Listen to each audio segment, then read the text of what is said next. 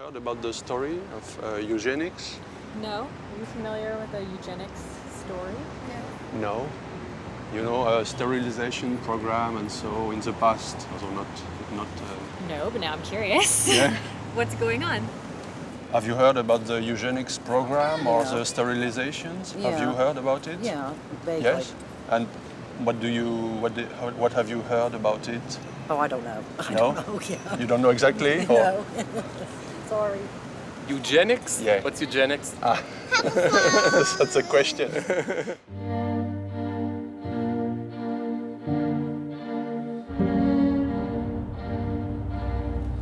I was 13 and I was molested.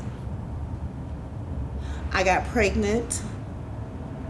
The social worker came over and she had my grandmother to sign a consent form. The welfare department had told my grandmother that if she didn't sign those papers, she would not receive supplement foods. My grandmother signed an X, and when they took my son, they sterilized me at the same time. Normally, now I'm thinking, I'm trying to ask myself, why didn't they wait since my body was so young, and my body wasn't really ready to have a baby. My body was already traumatized from the delivery or from the rape. They didn't even say anything to me about this. My grandmother didn't understand what she was signing an X to because my grandmother was illiterate. I was raped twice. I was raped by the perpetrator, and I was also raped by the state of North Carolina because they took something from me.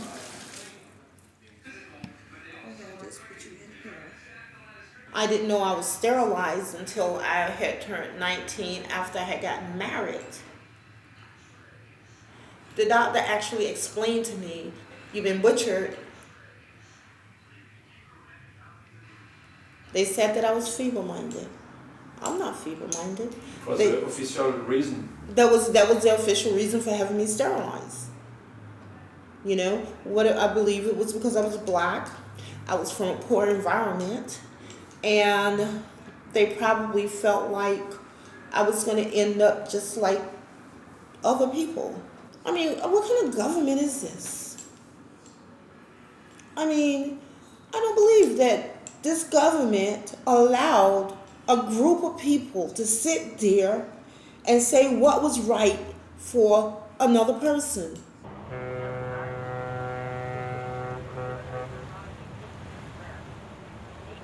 When the eugenics movement began in America, Americans thought of this as a very hopeful science. There wasn't much talk of sterilization. There was much attention, though, to better breeding. And so the word eugenics became very popular.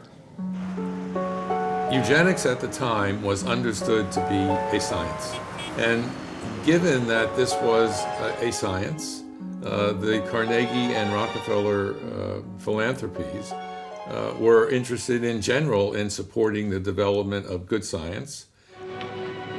Andrew Carnegie gave money to 500 universities, colleges, and institutions. In all, he gave away over $200 million.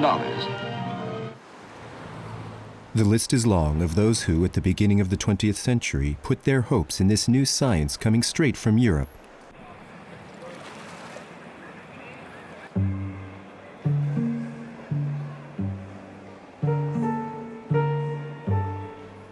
Towards the end of his life, Darwin became worried. A dark future awaited humanity, where in our civilization, the process of natural selection doesn't play a role. What's more, the renewing of our population is due more to the lower class rather than the middle or higher class. Galton, Darwin's cousin, created in 1883 the word eugenics, the science of genetic breeding.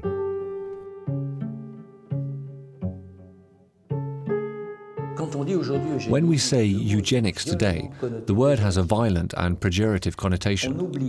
We forget that at the turn of the century, the word eugenics had a positive connotation. Eugenic movements were well established. They developed with consent from governing powers. They were popular and recruited large numbers of doctors, hygienists, and city planners who were proud and honored to belong to such organizations. From 1900, eugenic organizations multiplied in Europe. The first was created in Berlin in 1905 by the Dr. Plutz and a psychiatrist Rudin. It was the movement for racial hygiene. Racial hygiene was designed to prevent weakness, illness, disabilities, and for the unfit to reproduce. There could be a fear of degeneration, a term that was used from the 1880s, which came from the vulgarization of Darwin's thinking and influenced by the observation of societies as if they were natural history objects. Eugenics, with the fear of degeneration, without wanting to discredit the real concerns about global warming, but we can see the same type of overlapping between politics and science around a fear or a concern, and we announce a catastrophe. The English Eugenics Organization, presided over by one of Darwin's sons, was founded in 1907. The novelist H.G. Wells wrote that year, "Our duty is to inquire what this utopia will make of the infirm, the idiots, and the mad, the drunkards, the mean, and the stupid, too stupid to be of use to society. We need to resort to a type of surgery on society." It was in the United States that the first sterilization laws appeared in 1907. In 1910, close to New York, the Eugenics Record Office became the center for American eugenics research. The institution that emerged still exists today.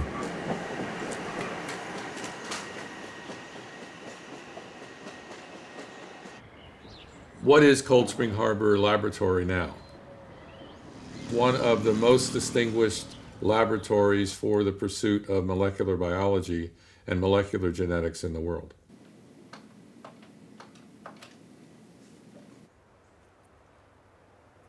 I just want to film the former building of the Eugenics Record Office. You know, it really has no connection to the laboratory today, and it wouldn't make sense to do that. But it's an historical documentary. It's not about the present. You know, I don't think that there'd be any discussion on the subject. They are embarrassed by it. I think they should live more comfortably with it because it doesn't characterize Cold Spring Harbor today by any means. And they should say this is what went on there. It was wrong, and we're now have gone past it now for more than half a century. When the Eugenics Record Office was founded in 1910, it was meant to be a place where people studied families. Charles Davenport, who was the director, was focused, like his hero, Francis Galton, on family traits.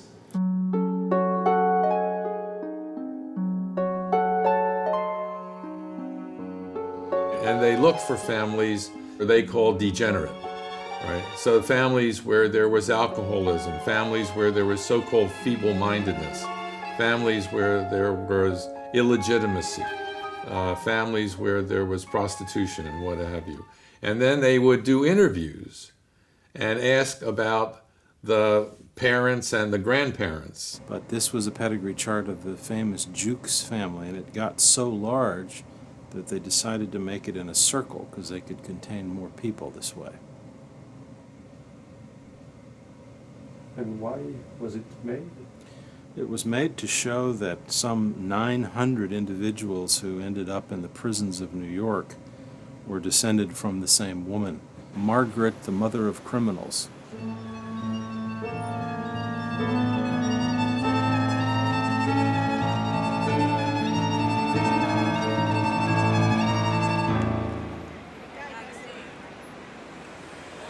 Harry Laughlin had projected there would needed to be 15 million Americans sterilized.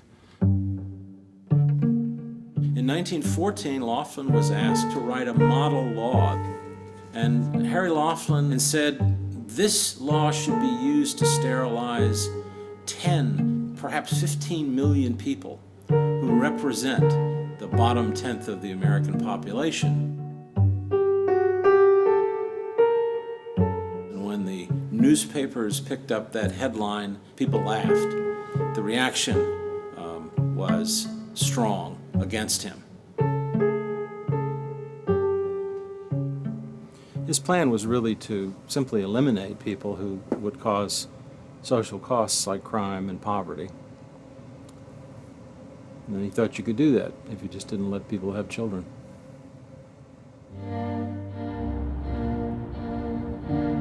When Virginia passed its sterilization law in 1924, there was a need to see whether it would be upheld by the courts of the United States. And so the doctors at the Virginia Colony for the Epileptic and the Feeble-Minded, an institution near Lynchburg, Virginia, chose a young lady named Carrie Buck as the first person to be sterilized. I met her in 1983, and she told me how she had been falsely accused of being promiscuous, of being an unfit mother, of being a moral degenerate.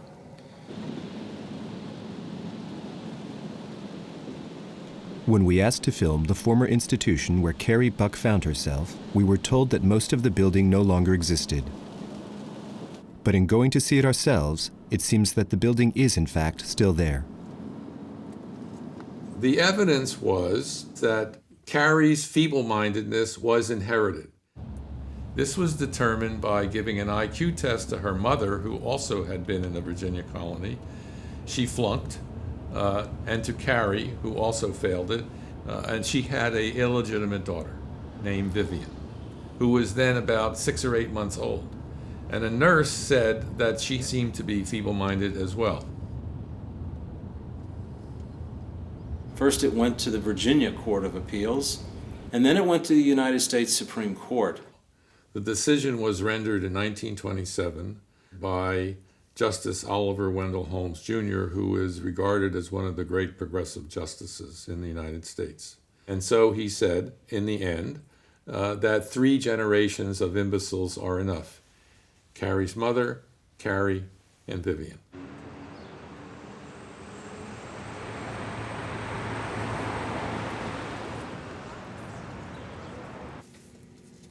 Carrie Buck was sterilized at the Lynchburg colony, and thousands of people were sterilized there after her.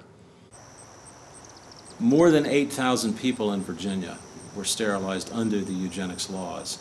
More than 20,000 in California, and the rest of the United States, as many as 60,000 people were sterilized. It's always surprising to me how few people actually have heard this story. It's not something we're proud of in America.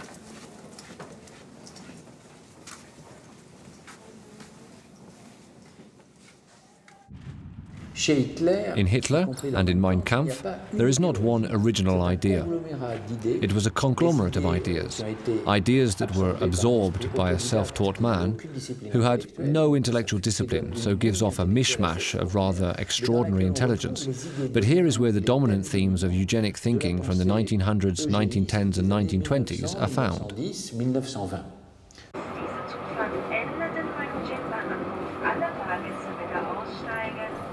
In 1931, the psychiatrist Rudin, co-founder of the Racial Hygiene Organization, became director of the Psychiatric Institute in Munich. He also became one of the 3 authors of the Nazi eugenic law of July 1933. This psychiatric research institute in Munich was the main, if not the only, in any case the biggest, psychiatric research institute in the world. Also, in 1925, this institute was one of the biggest investments of the Rockefeller Foundation in Europe. The Rockefeller Foundation donated $325,000. This building started operations as early as summer 1928. Rudin's research program was in principle quite simple: how to establish in psychiatry the influence that genetic factors play in psychological disorders. The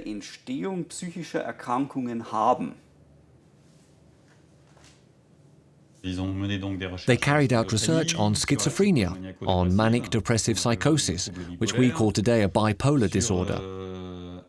Then it was known as mental immaturity or weak-spirited. So it's not surprising that German doctors like Rudin, who had been waiting for decades, greeted the Nazi law as a victory. Finally, they had obtained a law that they had been demanding for many decades.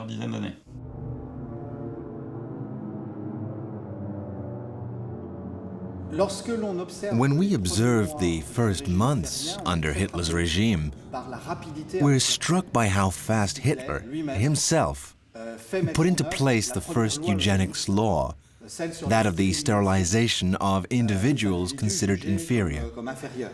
Dies Gesetz soll Helfer sein, das Kranke auszumerzen.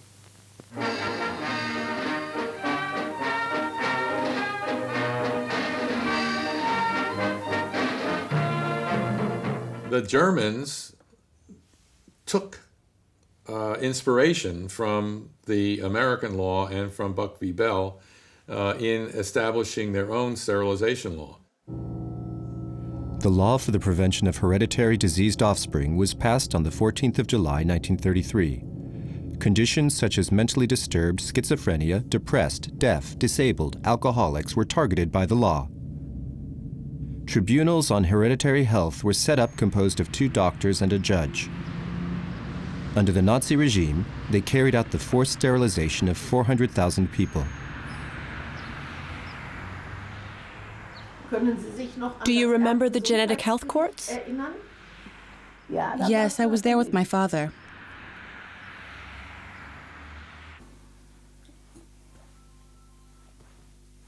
Was it there that you were operated on? Sorry? Were you operated on in Munster? Yes, exactly. A crime. A crime against a German woman, against a healthy German woman. Do you know why the doctors picked you? I was a so-called epileptic. I had a boyfriend. He left me. Why? He learned that I could no longer have children, so he left. And my parents, quiet as a tomb. My parents were really, you mustn't tell anyone. I had a cousin in Munster who I wanted to visit. No, she mustn't know. It was the same everywhere. We had to shut our mouths about it. I've lived like this up to today.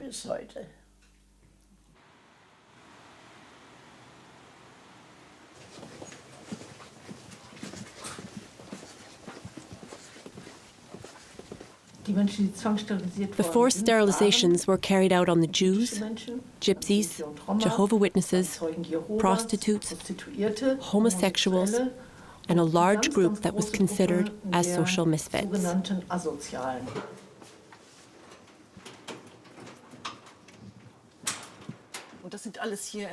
All that are the records of the genetic health courts, all these boxes that you see here. I suggest you look at the questions asked in the intelligence test. They were rather absurd. What land does my municipality belong to? Capital of Germany, capital of France? Who were Luther and Bismarck? The intelligence test that the doctors gave was to determine if the patient was innately feeble-minded.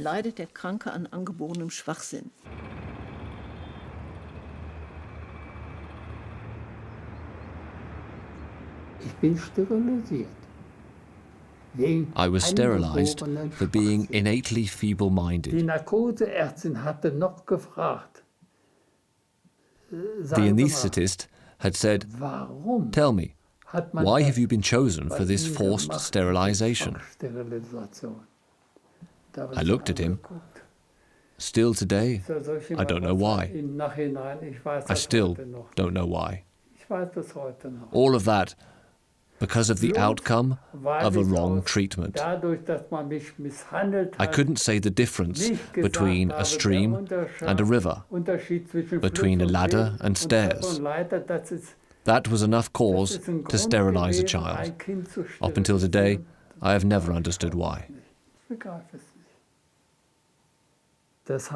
That means that at 14 years of age, I was an adult. At 14, I knew perfectly well what they had done to my life and how my life would unfold. Schizophrenia and innate feeble-mindedness. Statistically, we've seen these two diagnoses come back again and again in the records. Yes. It's really the... These are very vague names. Yes. And that's why they were used so often. We couldn't establish a criteria. We couldn't prove any of it. But then these people had to live with this diagnosis for the rest of their lives when they didn't have anything.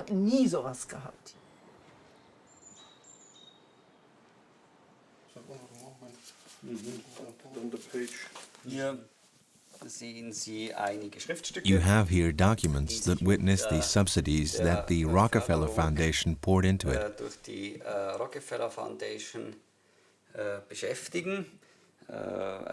From 1936, the heads of the Rockefeller Foundation cut off the funding. They claim that further financial assistance is impossible because there was no longer an independent science. They argue that the funding could be viewed as supporting the legitimization of the National Socialists. We are not alone was the propaganda carried out by the Nazis in 1936. If the eugenic laws didn't end up being adopted by the English government despite several attempts, nor by Catholic countries after the Pope intervened in 1930, they were, in fact, at the time of the Berlin Olympic Games being enforced in the United States, in Denmark, in Switzerland, Finland, Norway, and in Sweden.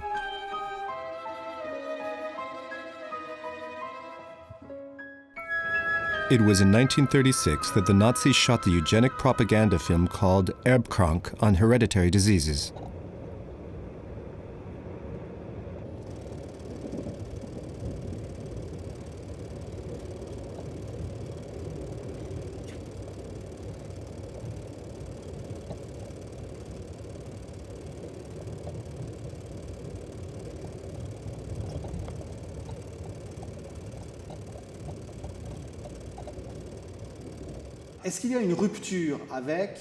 Was there a rupture between the T4 action and what happened from 1939? Yes, of course, in the sense that they don't stop at just sterilizing and now go to the point of death. At the same time, there was a continuity because it was in using this law that the Nazis started to think that the laws weren't enough and they needed to take a more radical step.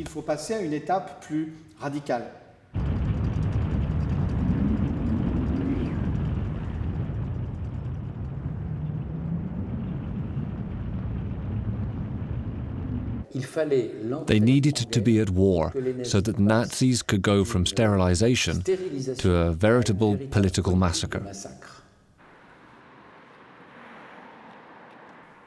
When Hitler launched the program T4 in October 1939, no part of it would be official. It was a secret program, top secret to only the personnel involved, with no photography nor witnesses allowed.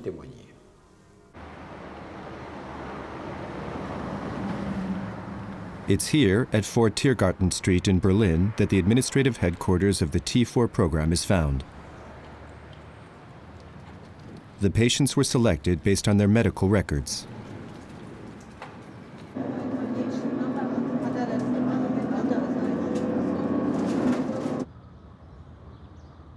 This is the former hospital in Borch. As a child, I came here to visit my mother. It's a vague memory now. I no longer know in which building. There were patients everywhere in these beautiful buildings. The patients could work outside, in the garden.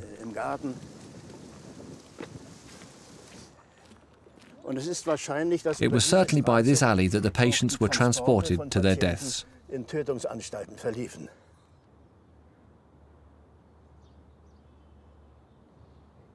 The bus would pass with covered-up windows, so we couldn't see in. So nobody could witness the patients being transported away.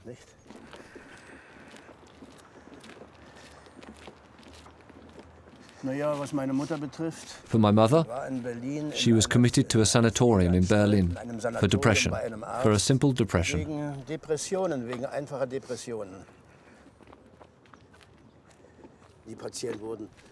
The patients would receive a marking on their backs, which indicated that they were ready to be taken to their deaths. All this was done by the doctors.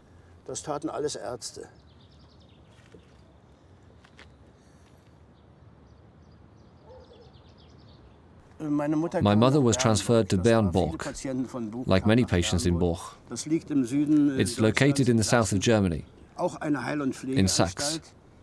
It was also a hospital where a center had been constructed for putting people to death using gas.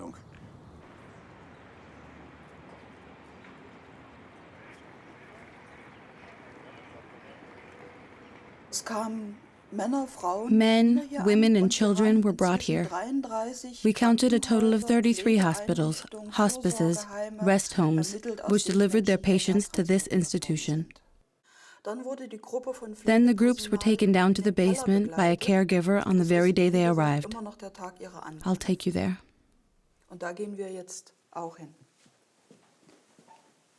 For the mentally ill, we use the expression feeble-minded.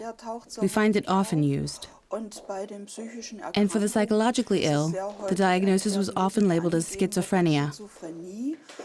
But this covered a wide range of symptoms, which today would be classified differently.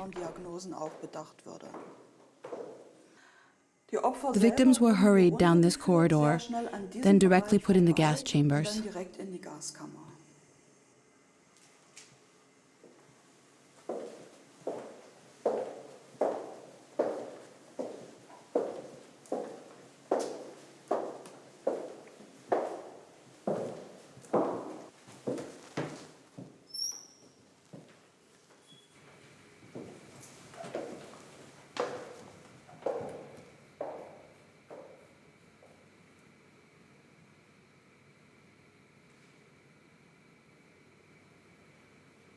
The murders took place between January 1940 and July 1941.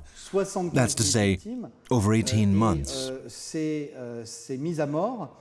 75,000 victims were put to death in an experiment of racial purification for German society, as a prelude to the racial purification for European society.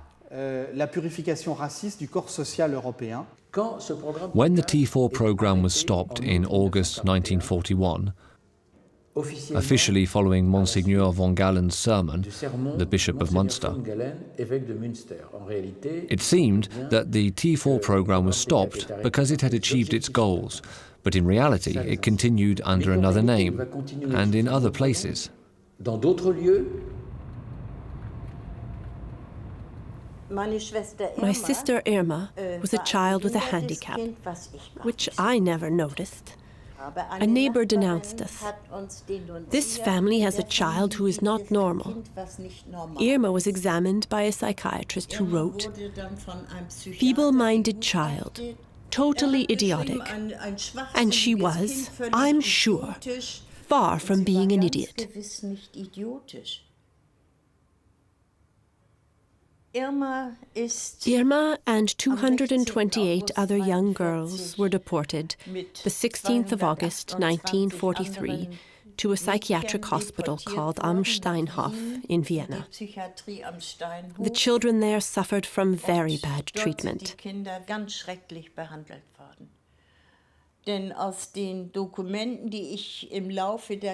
the documents I've managed to pull together during the years, we can see how in August 1943, Irma weighed 40 kilos, and in the space of 2 months, her weight dropped to 28 kilos.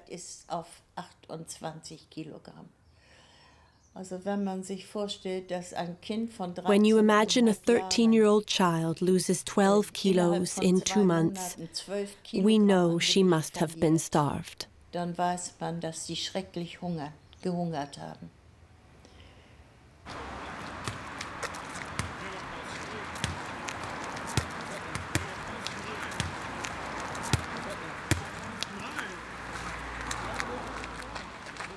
In general, historians have calculated around 200,000 psychiatric patients that died on German territory from euthanasia.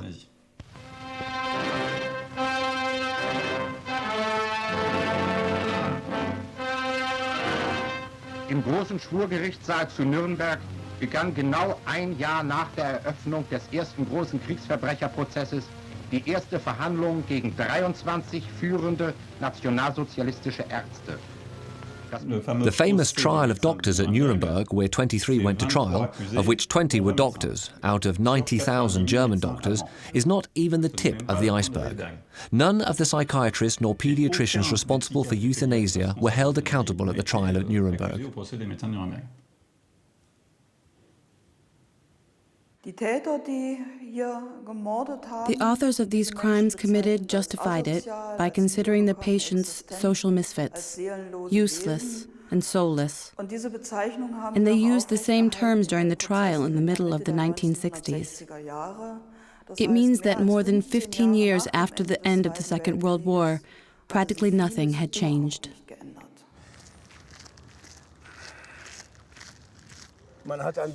We've hardly given a thought to those patients who died in this hospital in Borch in the last few decades.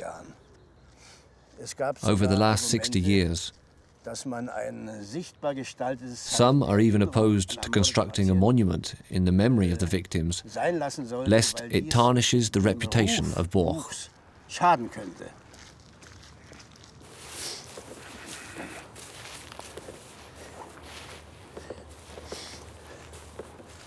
Here would be an ideal place for a commemorative memorial, because we can see the old hospital in the background. The idea that these people were crazy still persists today.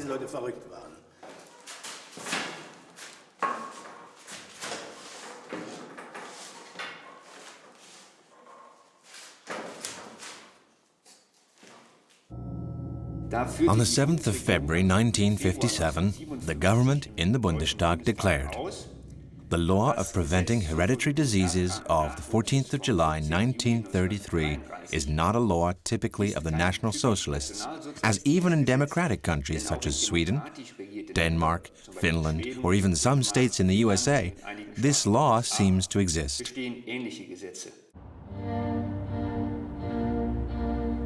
Even though eugenics stopped in Germany after 1945, it continued on a smaller scale in Scandinavian countries and in the United States. After World War II, North Carolina really began increasing dramatically the number of people sterilized, to the point that we ranked third of all states for the total number of sterilizations.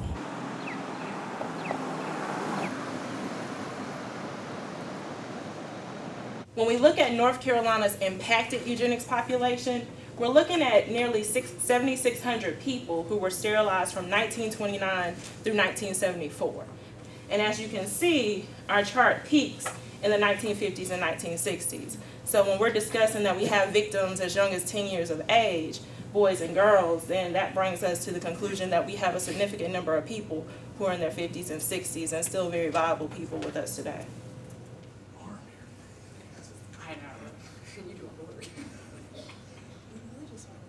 2002, when they had found the files of the Eugenics program, and they found out that the state of North Carolina had sterilized 7,600 people, most of them against their will.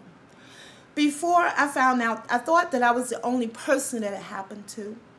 I was embarrassed, I was humiliated, I was degraded. I ended up being on Prozac and Seroquel.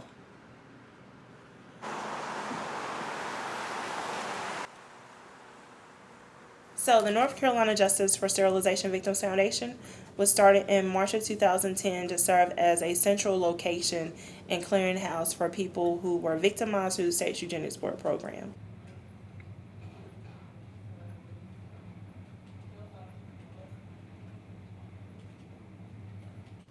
There were at least 2 states which increased the number of sterilizations that they did after the 1950s. Virginia was one, the second was North Carolina. It was a matter of pride for many of the doctors who carried out those sterilizations that they were preventing people who were on welfare from having further children.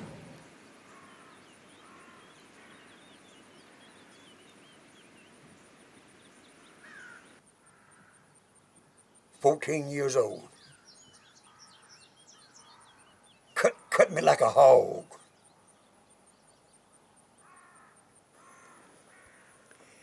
And they operated on me in 48. 64 years ago.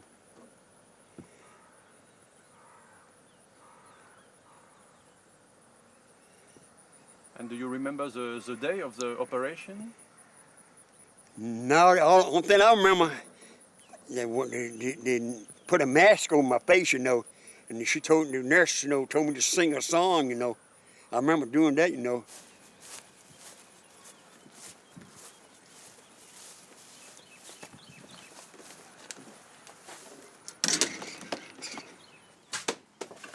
And you were in Kingston? Kingston, yeah.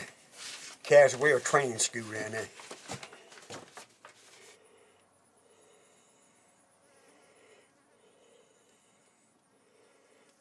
And why came you to this school? The welfare. Mama had seven kids, you know, and it was hard for her, you know, to take care of all of us, you know. So they separated me and my two sisters. Two sisters went over down to Jarrett, Virginia. And they kept me, put me down in Kingston, North Carolina. From what I was told, I was supposed that I couldn't get out of that school unless Mama signed a paper for me to have the operation. You know, I couldn't leave without that. It was a condition to leave the school? Yeah, I had to be operated on before I could leave the school. And when did you leave the school? In 1951.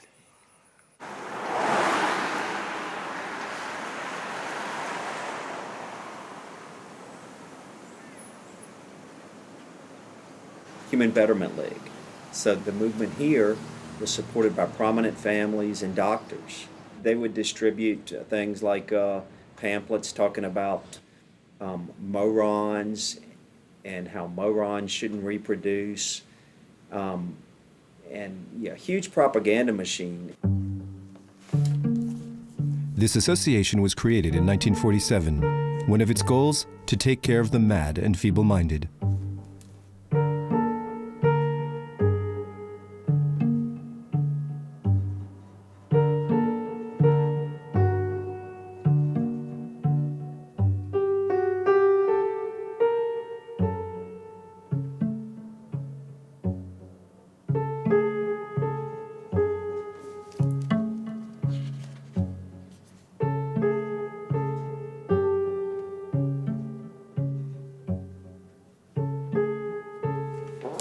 Here's an editorial. So this person had my job. Whoever wrote this had my job in 1947.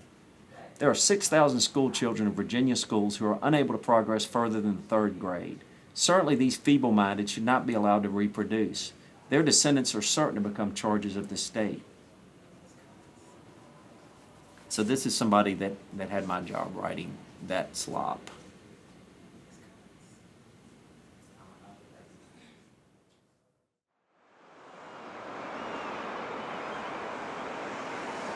The sterilization laws were in force from 1935 to 1976, but no one protested at that time. The Social Democrats, they were interested in the quantitative amount. It was a kind of social work to pure the society from the poorest persons.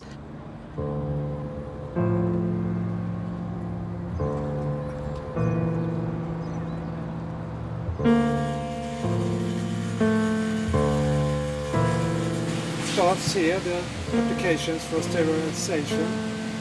Here and to this.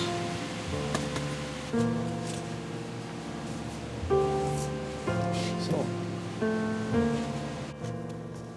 it's both women and men. And children too. The reason is The reason is she couldn't take care of children, herself nor her family. She is diagnosed being feeble-minded since birth. It was not a compulsory sterilization law. The doctors were having a consent from the sterilized person, so to say. But there were pressures, perhaps? Absolutely. And the person here have something called dementia paralytics. The person is dement. Is that what you mean, an intelligence test? And if the result was that the intelligence was below 12 years age, then they could, the doctors could sterilize the persons without their consent. And in another application which I have here I have only the school teacher. Here she is talking about the girl. She is 14 years old, and that the girl had left the school for several times, and she is sexually unreliable, and her face, how she looks, is not nice. She is also said to be absolutely feeble-minded, and this application is made in 1947, and the girl is sterilized without her consent.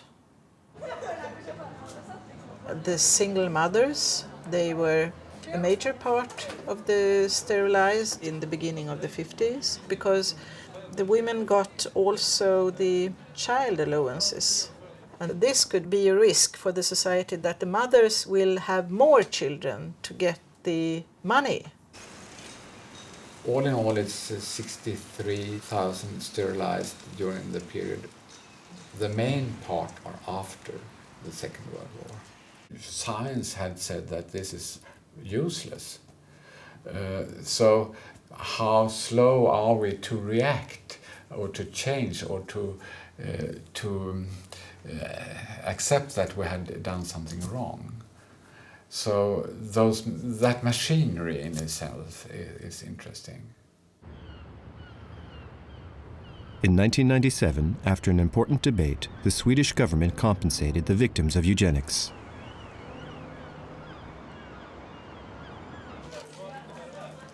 And were many victims compensated? No, not so many. And they had also to prove that they were sterilized by force or involuntary.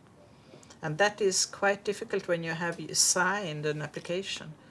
How could you show the pressure in the situation? It's not in the files.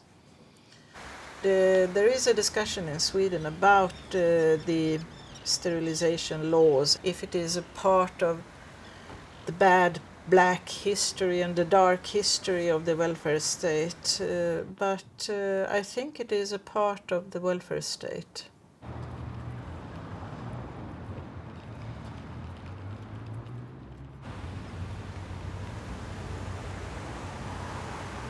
And each county would have a Department of Public Welfare. Social workers that worked for that would notice poor families, poor people that might be targets of sterilization. They would fill out a petition. They would call them feeble-minded, and they would say they were promiscuous, often based on gossip. If they were epileptics, if they were blind, they would go for them. And basically, if anyone in the community, it could be the sheriff, it could be the social worker, it could be your doctor, it could be your parent, it could be your husband, your mom, any relative. If anyone in the community said, I believe that this person should be sterilized, they would send a petition to the state's eugenics board. It was in this building that the famous commission had its headquarters. No trace remains. Have you heard about the story of eugenics? Or things like that? No? Nothing? Okay, thank you. I don't really know anything about it. No? No. Have you heard something? I have heard something on the news, but... Okay. I'd really rather not talk about that right now. You better get somebody else. Yes, Yes? I sure have. Yeah? I grew up in the eastern part, the northeastern part of the state, I personally know a family in a rural area of North Carolina that were very affected and are very almost afraid. They don't want to, as they put it, they don't want to rock the boat. You know, they depend on assistance from the state.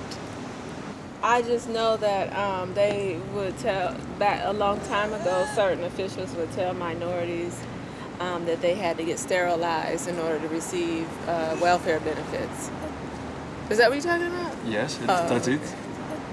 As the years started to progress, you started to also see in the 1950s and 1960s a huge increase in the number of African American women who were starting to be termed as unfit. The object of sterilization in North Carolina was not, I think, primarily to satisfy eugenic doctrine of improving the quality of the population, but to save money.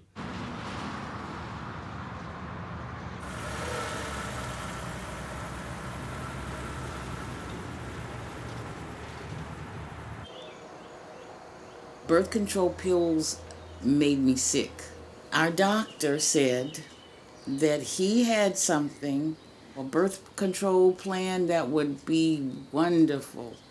So I went on in the hospital, had the surgical procedure, came out of the hospital and went on with my life and my 3 kids. This is in 1972. In 1976, and I go back to have it undone. But when I meet this man, and I get ready to remarry, and I go back because I want to have the surgery undone, he laughs. He thinks it's funny. And he tells me then I'm sterile. And then he laughs again, and I keep telling him, no, that's not what I signed for. That's not what you said. If it had been done to me legally, there would be medical records somewhere. I would have a medical record somewhere saying that I was sterilized. Why did he perform the surgery? Because he could. He could play God with people's lives. So they actually became, and I guess in their own minds, God. So they could pick and choose and do and not have to ever face the consequences. But now,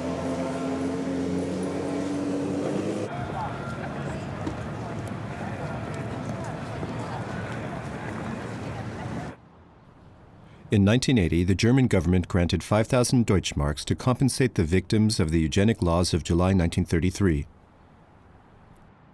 5,000 D-Mark.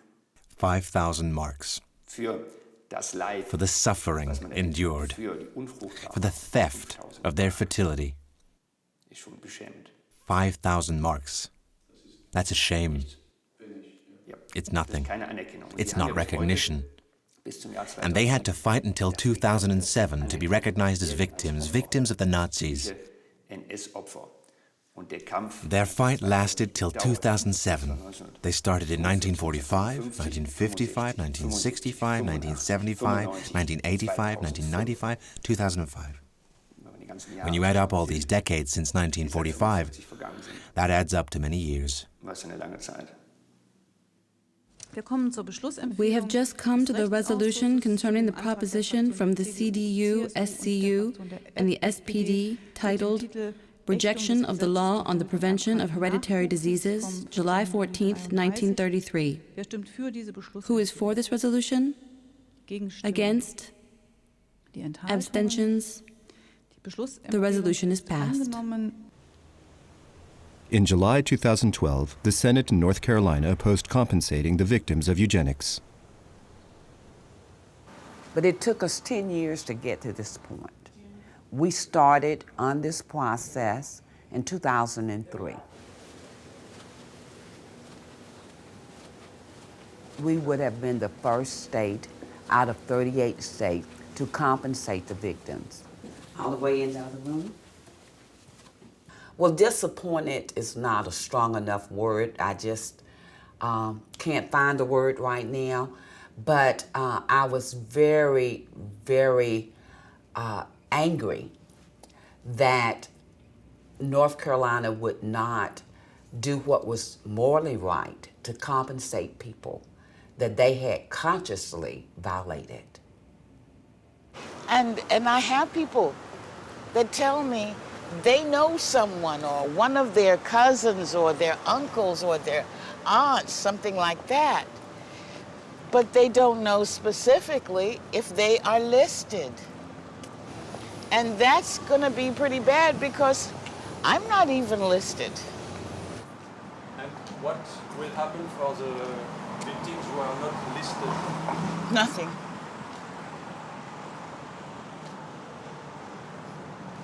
Nothing.